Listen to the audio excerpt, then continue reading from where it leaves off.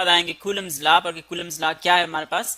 अगर आप देखें इलेक्ट्रोस्टैटिक्स, जिस तरह के हमने लोअर क्लासेस में पढ़ा था इलेक्ट्रोस्टैटिक्स, सो इलेक्ट्रोस्टैटिक्स हमारे पास फिजिक्स की एक ब्रांच है जिसमें हम स्पेशली इलेक्ट्रिक चार्जेस के बारे में पढ़ते हैं। लेकिन जब हम इलेक्ट्रोस्टैटिक्स की बात करते हैं तो इसमें हमारे पास जो चार्जेस होते हैं इलेक्ट्रिक चार्जेस, वो दो उनके सिचुएशंस हो सकते हैं, उनके जो स्टेट्स हैं वो हमारे पास दो स्टेट्स हो सकते हैं।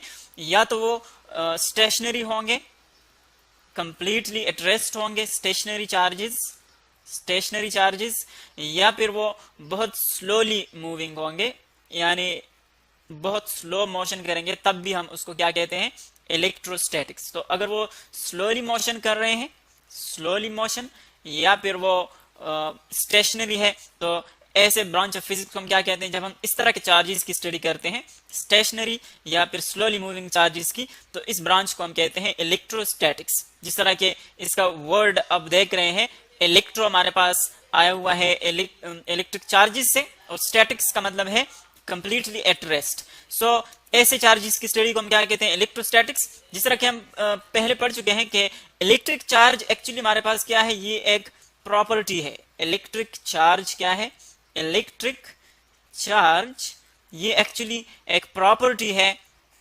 प्रॉपर्टी है जिसकी वजह से एक इलेक्ट्रिक बॉडी जो है वो दूसरे पर फोर्स अप्लाई कर सकती है, या उसको रिपेल कर सकती है, या उसको अट्रैक्ट कर सकती है। तो इस प्रॉपर्टी को हम क्या कहते हैं, इलेक्ट्रिक चार्ज। और ये हम पढ़ चुके हैं कि इलेक्ट्रिक चार्ज जो है वो एक्चुअली चूंकि दो अपोजिट टाइप्स के होते हैं, तो इसीलिए एक को हम कह देते हैं हमारे पास होता है पॉजिटिव चार्ज, एक को हम नाम देते हैं पॉजिटिव चार्ज का, और दूसरा हमारे पास होता है नेगेटिव चार्ज। अब देखिए नेगेटिव और पॉजिटिव जो है, मैथमेटिकली इसका कोई नेगेटिव या पॉजिटिव से कोई रिलेशन नहीं होता, जस्ट क्योंकि अपोजिट होते हैं, सेंस में, नेचर में अपोजिट होते हैं, इसीलिए एक को हम पॉजिटिव कह देते हैं, दूसरे को हम कह लेते हैं नेगेटिव चार्ज। तो अब अगर आप नेगेटिव और पॉजिटिव चार्जेस को देखें, लेट्स सपोज मैं एक चार्ज ड्रा करता हूं, लेट्स ये मेरे पास है एक positive charge, for example positive charge, और ये मेरे पास है एक नेगेटिव चार्ज। जिस तरह के हम पढ़ चुके हैं कि जो लाइक चार्जेस होते हैं, लाइक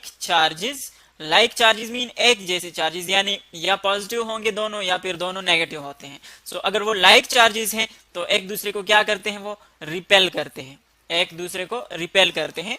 इसी तरह अगर अनलाइक चार्जेस हैं, अनलाइक या फिर अपोजिट, यानी एक नेगेटिव है और दूसरा पॉजिटिव है फॉर एग्जांपल, सो वो क्या करते हैं, अनलाइक चार्जेस हमेशा क्या करते हैं, अट्रैक्ट करते हैं, एक दूसरे को अपनी तरफ अट्रैक्ट करते हैं।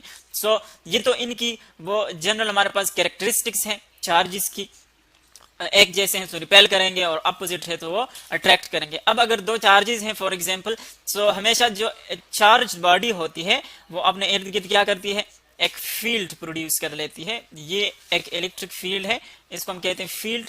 फील्ड क्या है, फील्ड एक्चुअली वो रीजन है इस चार्ज के इर्द गिर्द, वो रीजन जिसके अंदर इसका इफेक्ट जो है वो फील किया जा सकता है, यानी इसका जो इलेक्ट्रिक फोर्स है वो यहाँ पर एग्जर्ट हो सकता है, इसके बाहर जो है इसका फील्ड जो है वो जीरो बन जाता है। यानी ये रीजन जो हमने ड्रा किया हुआ है, इसके अंदर इस फील्ड का इफेक्ट होता है, यानी ये फोर्स एग्जर्ट कर सकता है अगर इस फील्ड के अंदर कोई दूसरी चार्ज बॉडी आ जाए, और अगर इसके बाहर चला जाए तो फिर इसका फील्ड जीरो हो जाता है, यानी इस फील्ड के बाहर इसका इफेक्ट जीरो बन जाता है, इसका कोई असर नहीं होता चार्ज बॉडीज पर। इसी तरह ये भी अपना एक फील्ड क्रिएट कर लेता है अपने इर्द गिर्द।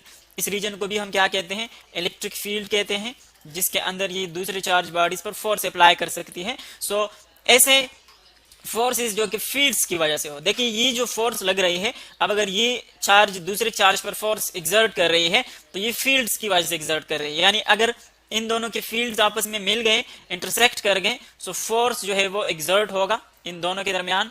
अगर फील्ड्स इंटरसेक्ट कर जाते हैं सो फोर्स एग्जर्ट होगा, और अगर फील्ड्स जो है वो एक दूसरे से दूर है, जिस तरह के यहाँ पर नजर आ रहा है, एक दूसरे को टच नहीं कर रहे, इंटरसेक्ट नहीं कर रहे, सो यहाँ पर फोर्स जो है वो फिर एग्जर्ट नहीं होगा। तो ऐसे फोर्सेस जो कि फील्ड्स की वजह से हो, जो कि इनडायरेक्टली फील्ड्स की वजह से आते हैं, उनको हम क्या कहते हैं, फील्ड फोर्सेस। ये हमारे पास क्या होते हैं, फील्ड फोर्सेस। तो जो इलेक्ट्रिक फोर्स है वो भी एक्चुअली हमारे पास क्या है, एक फील्ड फोर्स है, क्योंकि उनके फील्ड्स जब इंटरसेक्ट करते हैं इन चार्जेस के, तब फोर्स इन दोनों के दरमियान लगता है, और अगर फील्ड्स आपस में इंटरसेक्ट नहीं कर रहे हैं तो फोर्स नहीं लगता। अब इस इनके जो कितना फोर्स लगता है किन चीजों पर डिपेंड करता है। इसके बाद एक फिजिसिस्ट आ गया जिसका नाम था कूलम। कूलम ने इसकी मैथमेटिकल और फिजिकल जो डिस्क्रिप्शन थी वो दी थी कूलम ने, और उसको नाम दिया गया फिर कूलम्स लॉ का। Coulomb's law, Coulomb's law actually आपको ये बताती है कि दो चार्जेस है फॉर एग्जांपल हमारे पास, तो इनके दरमियान फोर्स कितना होता है, किस चीज पर डिपेंड करता है, और कौन कौन से ऐसे फैक्टर्स हैं जो कि इन दोनों के दरमियान फोर्स को अफेक्ट कर सकते हैं। सो फर्स्ट ऑफ ऑल अगर आप देखें, लेट्स सपोज ये दो चार्जेस है हमारे पास। जब भी हम ये बात याद रखें कि जब हम चार्जेस के दरमियान डिस्टेंस की बात करते हैं तो हमेशा हम सेंटर्स के दरमियान डिस्टेंस लेते हैं। देखिए ये इस चार्ज बॉडी का सेंटर है, ये इस चार्ज बॉडी का सेंटर है, और ये इस चार्ज बॉडी का सेंटर है। सो इन दोनों के दरमियान जब भी हम डिस्टेंस मेजर करेंगे सो वो हम इन दोनों के सेंटर्स के दरमियान लेंगे। सो अगर मैं इन दो चार्ज बॉडीज के दरमियान डिस्टेंस ले रहा हूं तो देखिए मैं इनके सेंटर्स के दरमियान डिस्टेंस लूंगा, ये एक्चुअली होगा इन दोनों के दरमियान डिस्टेंस। सो अगर देखिए ये ऑब्वियस बात है, अगर मैं इन चार्जेस को एक दूसरे के करीब ले आता हूं तो क्या होगा, डिस्टेंस डिक्रीज होगा और फील्ड्स जो है आपस में इंटरसेक्ट करेंगे। अगर मैं इन चार्ज बॉडीज को देखें फॉर एग्जांपल इन दोनों के दरमियान डिस्टेंस ये है, ये फील्ड्स हैं इन चार्जेस के, ये एक चार्ज है और एक पॉइंट चार्ज है फॉर एग्जांपल, ये इनके फील्ड्स हैं। अब देख रहे हैं कि इनके फील्ड जो है वो एक दूसरे से बहुत दूर है, इंटरसेक्ट नहीं कर रहे हैं, तो इसका मतलब क्या हुआ कि इन दोनों का एक दूसरे पर कोई इफेक्ट नहीं होगा, यानी डिस्टेंस ज्यादा है सो फील्ड जो है वो एक दूसरे तक नहीं पहुंच सकते। लेकिन अगर हम इनको करीब ले आए, देखिए एक चार्ज को मैं यहां पर ले आता हूं, दूसरे चार्ज को यहां पर ले आता हूं, दोनों फील्ड्स आपस में इंटरसेक्ट कर जाते हैं, ओवरलैप कर जाते हैं। सो जब डिस्टेंस कम हो जाता है तो फील्ड्स ओवरलैप कर जाते हैं और अब इनका एक दूसरे पर इफेक्ट जो है वो आ जाता है। सो इसका मतलब ये हुआ कि अगर हम डिस्टेंस को इंक्रीज कर ले सो इनके दरमियान फोर्स जो है वो क्या होगा, वो कम हो जाएगा। अगर हम डिस्टेंस को डिक्रीज कर ले, इनको करीब ले आए तो फील्ड्स आपस में मिल जाएंगे और फोर्स जो है वो एक्सर्ट होगा। इनको अगर हम बहुत करीब ले आए तो फोर्स जो है वो स्ट्रांगर होगा। इसका मतलब ये है कि जो आर है डिस्टेंस है दोनों के सेंटर्स के दरमियान, वो इस फोर्स के लिए इनवर्सली प्रोपोर्शनल है। लेकिन चूंकि स्फेरिकल फील्ड्स होते हैं यानी ऑल साइड्स में होते हैं, स्फेरिकल फील्ड्स हैं, इसीलिए इनकी जो इफेक्ट है वो सरफेस के ऊपर डिक्रीज या इंक्रीज होती है। स्फेरिकल चूंकि फील्ड्स हैं तो इसीलिए जो इफेक्ट है वो किसके ऊपर डिपेंड करती है, सरफेस के ऊपर। यानी जब हम एक चार्ज को दूसरे से दूर ले जाते हैं तो एक्चुअली हम इसके पूरे सरफेस को करीब ले या दूर ले जाते हैं। तो एक्चुअली सरफेस क्या है हमारे पास, वो एरिया को रिप्रेजेंट करते हैं। इसका मतलब ये हुआ कि ये एक्चुअली किस पर डिपेंड करता है, डिस्टेंस स्क्वायर पर, यानी जो इनके दरमियान एरिया है उस पर डिपेंड करते हैं, कितना एरिया हम उसके करीब ले आते हैं, कितना दूर ले जाते हैं। सो आर स्क्वायर जो है वो एक्चुअली इनवर्सली प्रोपोर्शनल है किसके लिए, फोर्स के लिए। यानी F जो है वो इनवर्सली प्रोपोर्शनल है 1/r square between the charges. Charges के दरमियान जो स्क्वायर डिस्टेंस का स्क्वायर है वो F के लिए इनवर्सली प्रोपोर्शनल है। इसी तरह ये हमारे पास आ गया इक्वेशन नंबर 1।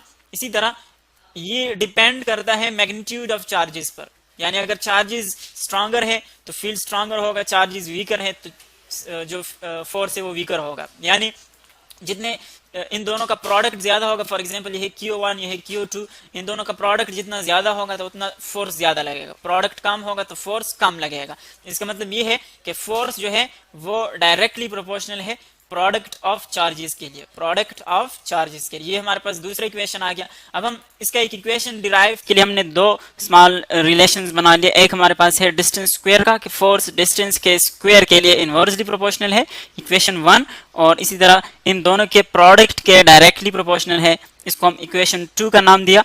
अब देखें जो हमारे पास इक्वेशन दोनों बन रहे हैं, अगर उनका लेफ्ट साइड अब देखें सो चूंकि वो सेम है, ये भी फोर्स है हमारे पास, दो चार्जेस के दरमियान ये भी फोर्स है, तो इन दोनों को हम कंबाइन कर सकते हैं। किस तरह इनको कंबाइन कर सकते हैं, देखिए चूंकि हम इन दोनों के दरमियान फोर्स और इनकी जो फैक्टर्स है उनके दरमियान इक्वेशन बनाना चाहते हैं, सो यह जाएगा फोर्स इज प्रोपोर्शनल टू, और जो राइट साइड है हमारे पास वो दोनों मल्टीप्लाई हो जाएंगे।